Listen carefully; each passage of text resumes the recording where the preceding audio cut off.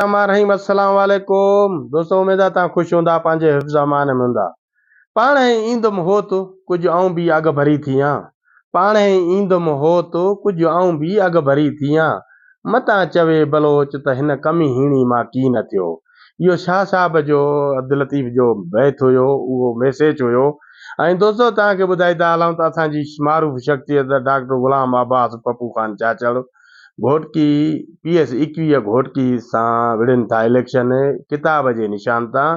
बराए महिरबानी साईं खे खटराईंदा हिन इलेक्शन में 2024 8 फरवरी 2024 यानी सुभाणे इलेक्शन आहे। इलेक्शन जो ॾींहुं आहे। जोक जोक अचो, सॼा बिरादरियूं जेकियूं बि आहियो बिरादरियूं, क़ौम ज़ात सां न आहे। असांजी क़ौम जेकियूं बि आहिनि क़ाबिल इज़त आहिनि, मारूफ़ शख़्सियत आहिनि। अल्हम्दुलिल्लाह असांजो घोटो चाचाड़ो सुंदराणी मीराणी पाहोड़, उन खां पोइ बुहड़ आहे, उन खां पोइ मार आहे, पिता पीउ लुंड आहे, मां उन खां पोइ इहे मलिकनी।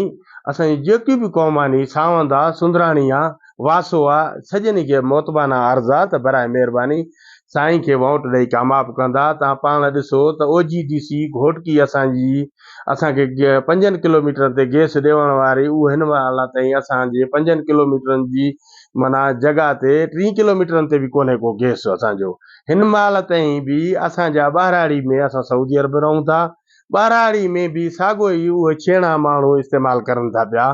तव्हां ॾिसो काठियुनि जो हाल ॾिसो, 900 रुपया मण थी विया काठी। बिजली जा बिल केॾा अचनि था। बिजली आहे कोन, सोलर हलायूं था असां, शीशा आहिनि असां वटि। सो बराए महिरबानी नई शइ खे आनियो, नओं चेहरो, नयूं ॻाल्हियूं आनियो। ऐं तव्हांखे हिकिड़ी ॿी दोस्तों ॿुधाईंदो हलां, ॻाल्हि नॉलेज तव्हांखे ॾींदो हलां त असां वोट जेको इस्तेमालु कयूं था 5 सालनि जे लाइ, 365 ॾींहं हुआ। 365 ॾींहं खे 20,000 ते असां विकियोसीं वोट खे। उहो विरायोसीं असां 1825 ॾींहं बीहनि था पर डे।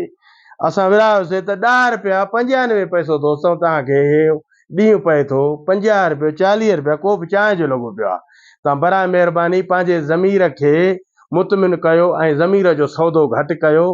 तव्हां वोट जेको आनींदा वे, मुंतकिब जेको कंदा वे, तव्हां चूंडियल नुमाइंदो, त अॻियां तव्हां जेको कमु थींदा, उमेद आहे तव्हां ॻाल्हाए सघो था। सुभाणे पोइ तव्हां ॻाल्हाए सघो था।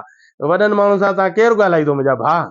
बराए महिरबानी ॾुख बि न लॻे। ऐं तव्हांखे इहो अर्ज़ु कजे थो त जोक जोक वोट ॾियो PS 21 घोटकी में। ऐं उन जो 25,000 जो टर्नआउट सिर्फ़ु जेको आहे ॿाराड़ी जो आहे। ऐं 25 को 26 घणी नॉलेज में न आहे। 25 को 26 पोलिंग स्टेशन जी जोक अचो, सभे वोट ॾेई पंहिंजो